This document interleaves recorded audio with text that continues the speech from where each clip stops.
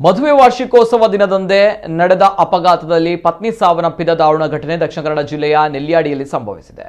ಪೆರಾಭೆ ಗ್ರಾಮದ ಅರ್ತಿಮಜ್ಜಲು ನಿವಾಸಿ ದಿನೇಶ್ ಎಂಬುವರ ಪತ್ನಿ 30 ವರ್ಷದ ಗೀತಾ ಮೃತಪಟ್ಟಂತಹ ದುರ್ದೈವಿಯಾಗಿದ್ದಾರೆ.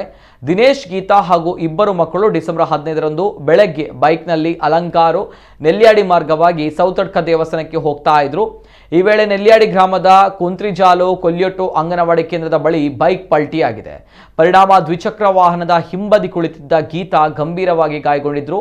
ಸವಾರ ದಿನೇಶ್ ಹಾಗೂ ಇಬ್ಬರು ಮಕ್ಕಳಿಗೆ ಸಣ್ಣ ಪುಟ್ಟ ಗಾಯವಾಗಿತ್ತು. ಗಂಭೀರವಾಗಿ ಗಾಯಗೊಂಡಿದ್ದ ಗೀತಾರನ್ನ ಮಂಗಳೂರಿನ ಖಾಸಗಿ ಆಸ್ಪತ್ರೆಯೊಂದಿಗೆ ದಾಖಲಿಸಲಾಗಿತ್ತು. ಆದರೆ ಚಿಕಿತ್ಸೆ ಫಲಕಾರಿಯಾಗದೆ ಅವರು ಸಾವನ್ನಪ್ಪಿದ್ದಾರೆ. ಈ ಘಟನೆ ಕುರಿತು ಉಪ್ಪಿನಂಗಡಿ ಪೊಲೀಸ್ ಠಾಣೆಯಲ್ಲಿ ಪ್ರಕರಣ ದಾಖಲಾಗಿದ್ದು ಪೊಲೀಸರು ಮುಂದಿನ ಕ್ರಮ ಕೈಗೊಂಡಿದ್ದಾರೆ. ಅಲಂಕಾರು ನೆಲ್ಯಾಡಿ ರಸ್ತೆಯಲ್ಲಿ ಮಾಧೇರಿಯಿಂದ ನೆಲ್ಯಾಡಿ ತನಕ ರಸ್ತೆ ಸಂಪೂರ್ಣ ಹೊಂಡ ಗುಂಡಿಗಳಿಂದ ತುಂಬಿದೆ.